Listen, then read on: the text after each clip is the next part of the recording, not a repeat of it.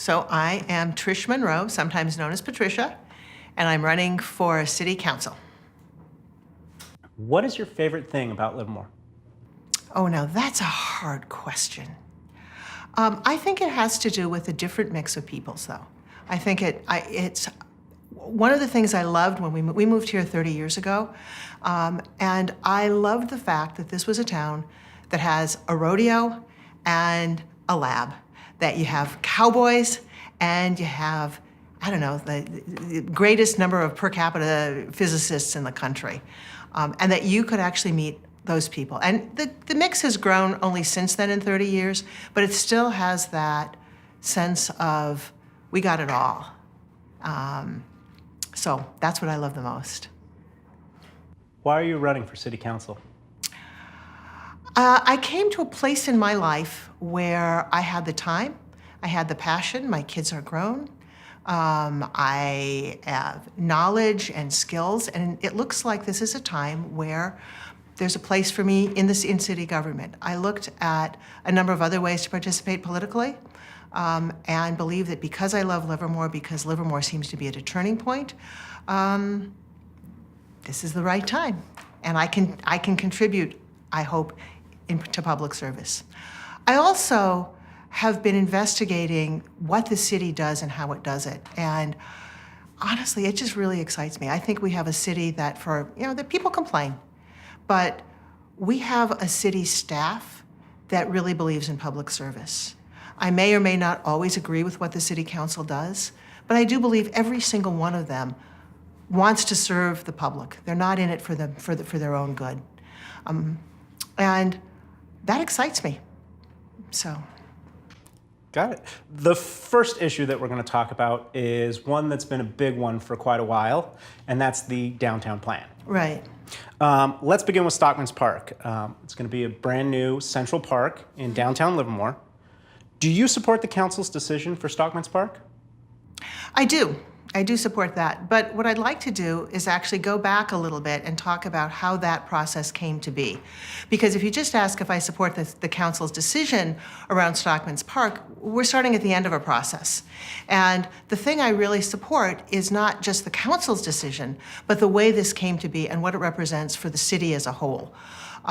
This has been an issue within the city for at least a couple of years, but really going back further than that. I'm not going to go all the way back. But for that 2 years, it's been enormously contentious until the city went and hired a consultant to do outreach to the citizens. From that process, all these different groups that were the reason that I say I love Livermore, and genuinely that is why, I care about it. All those groups came together in a way that took each of their separate interests, and I've heard it described as compromise, but to me it's not a compromise. It's taking all these different parts and putting it together in a whole that meets everyone's needs, not perfectly, but in some way that makes the whole better than the parts. And that to me is what Livermore, that's again part of why I love Livermore. It's a community that can come together to create something bigger and better than all the parts it starts out with. I'm a sociologist, and I look at how communities come together, and I gotta tell you, that process was amazing. I've never seen anything quite as exciting as that. So yeah, I support the city's decision, but I support the city's decision, this council's decision, as ratifying what the city chose to do. Everyone who wanted to participate was able to participate. Everyone who wanted to be part of it got something that they wanted. Let's move to the plan for a hotel downtown. Mm-hmm. A hotel has been planned for downtown Livermore for almost 20 years. Mm-hmm. And now it looks like it might actually come to fruition. Right. Do you support the council's decision to place the hotel next to the Bankhead Theater? I do, but again, I'm going to back off that answer a little bit. I'm not a real fan of yes and no answers, frankly. Here's what my real concern about that issue is. I actually don't care where it's located. It could be east side, it could be west side. I think that is a decision that is a distraction from the things that actually matter in the city. I personally think having it on the east side's fine. I also think it could have been fine on the west side. I think that the people building the hotel probably had an opinion on that, and that given the fact that they're the ones building it and are going to be responsible for making it successful, they also get a vote. And it concerns me, actually, that that is an issue that is big in this city. We have other really important issues, and I would prefer to focus on those issues. I prefer to focus on issues of regional significance. I prefer to focus on issues of looking at homeless as an issue. Whether the hotel is located 300 feet one direction or another, I'm concerned that seems to be an issue for the city. Okay. If elected, would you make any changes to the current plan to have the hotel in the current location? No. Again, I think it's fine where it is, and I don't think there's a need. And I would rather focus on things that I think are much more important to the city. So, Livermore is no longer immune to the housing crisis of the Bay Area. No. That is correct. And the city council, the current council, recognizes this by placing 130 units of workforce housing in the downtown plan. Do you support workforce housing being developed in the downtown plan? I do, and I support it there for a couple of reasons. One is that if you talk to the people who have businesses there, they believe that their businesses actually need people who live there, who live and work there to support their businesses. With regard to city planning, my understanding of that is that having mixed use housing matters. Mixed use areas. So having all of these pieces to come together is something that's important. So sure, it makes sense to me to have it there. I recognize there's people who would really like to have it all open space, and I recognize there's people who would like to have housing anywhere but there. But the fact of the matter is that I don't think it's a bad idea, and I also think it's something that we have as an obligation based on the way we have the land, the way we acquired the land. I think the fact that we are able to have made the trade that we did so that we have the senior housing in one place and the affordable housing in another, and we get a park out of it. Again, this is an example of, wow, we did something pretty amazing there to make everybody win. So, does that answer the question? Yeah. Yes. Okay. Parking has been identified as the most important issue to citizens when in the outreach process. Do you believe this plan has too many, too few, or just the right amount of parking? Well, I think that you're never going to get enough parking for everybody to park where they want, when they want. So let me give an example.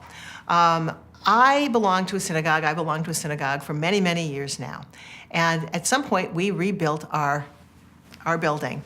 And we had to look at how big to make the sanctuary where we worship. And this is something that churches face and other big organizations, institutions face, which is you have a few times a year or a few times a week where everybody shows up at the same time.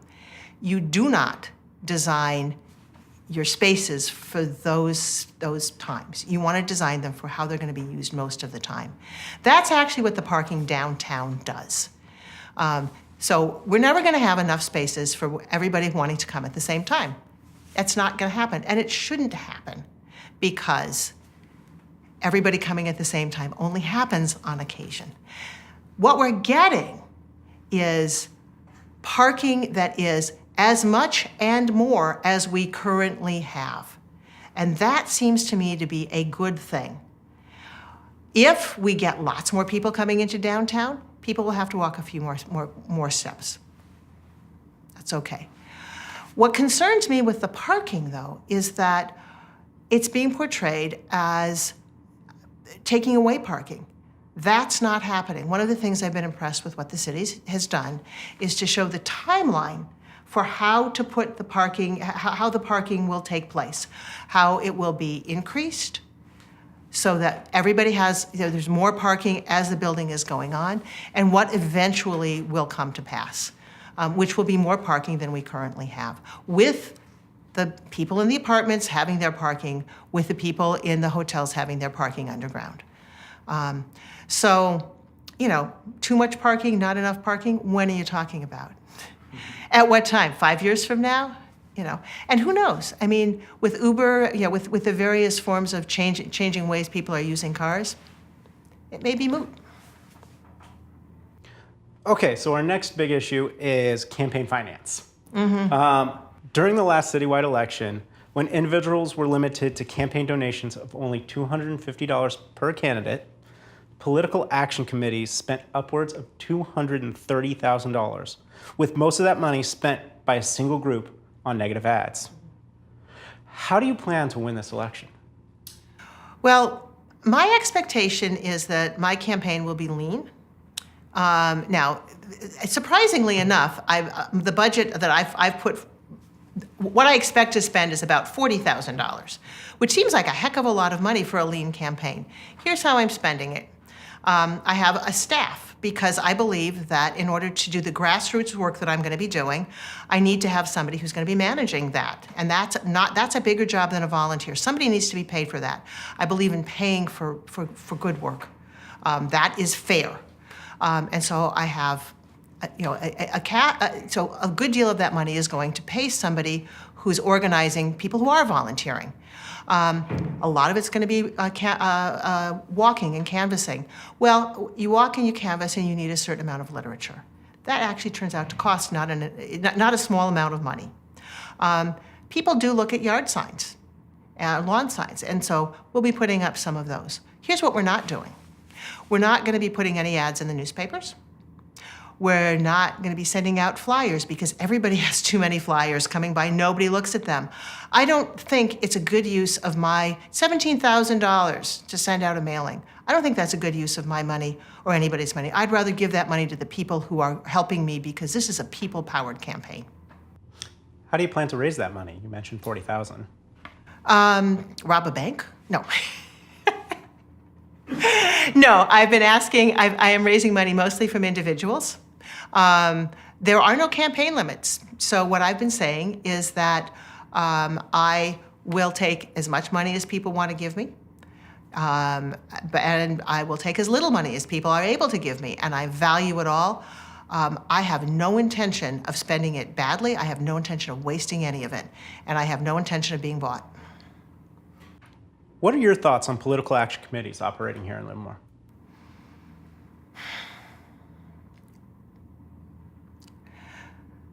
I think political action committees in general are a bad idea.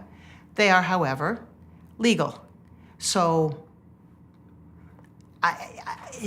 they're going to operate.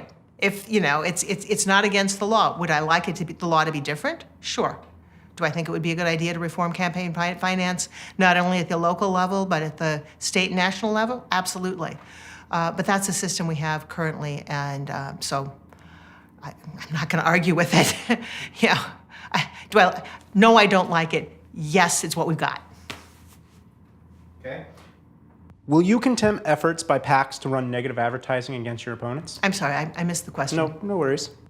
Will you condemn efforts by PACs to run negative advertising against your opponents?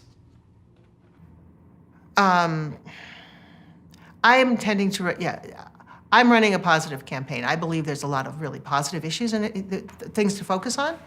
I think that we can do a lot of good as a city. Again, going back to Stockman's Park, that model of how we all work together is what matters to me. I don't intend to focus on what anybody else is doing. Whoever they're for, whether they're supporting my efforts negatively, whether they're supporting my efforts positively, whether they're against me negatively, whether they're against me positively, I'm not even sure what that means. I'm not my business. I'm focused on my campaign. Okay. What are some ideas that you have for the City of Livermore that we haven't already talked about? Well, I have 5 points that I want to be concerned about. Stockman's Park is only one of them.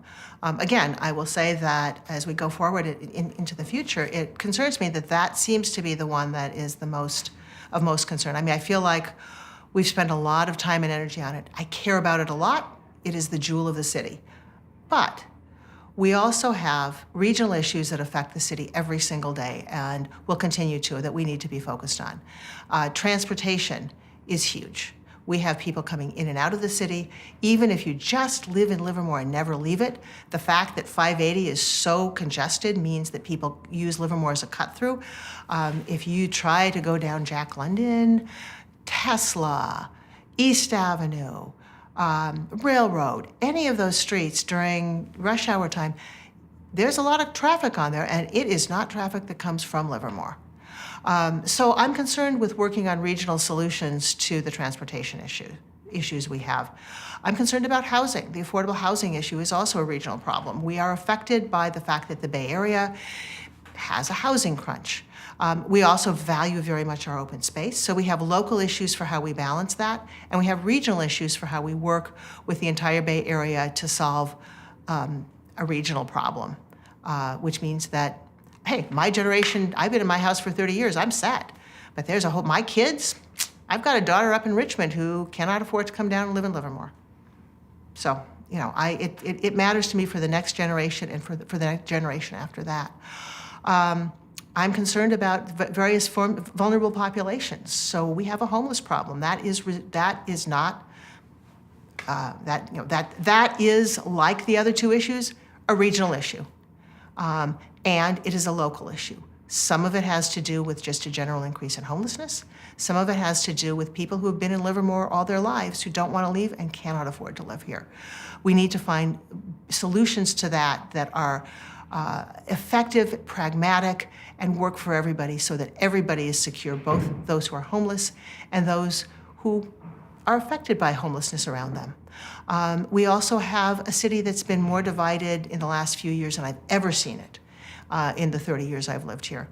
And we need to make sure, and this is not with, I've talked about how wonderful Stockman's Park is, I'm talking about some of the national issues that have hit this city as well. We need to ensure that all citizens feel safe and that those who are most vulnerable are protected. And finally, we have infrastructure coming up. Everywhere in the country, we have infrastructure issues. Livermore's not exempt. I've talked about regional issues. This is one that Livermore owns by itself, and we need to find ways to take care of our home. This is our home. We need to invest in it in important ways. So those are my issues. Got it. So last question, we're going to have you address it directly to the camera because it's for the citizens of Livermore. Is there anything you would like to say to the citizens of Livermore before we go? Hi, citizens of Livermore. I think Livermore is wonderful. I hope that you support my campaign. I hope you think that I will do a good job for you. I would be honored to have your vote, and I promise you that if I earn it, I will work for you every single day I'm in office.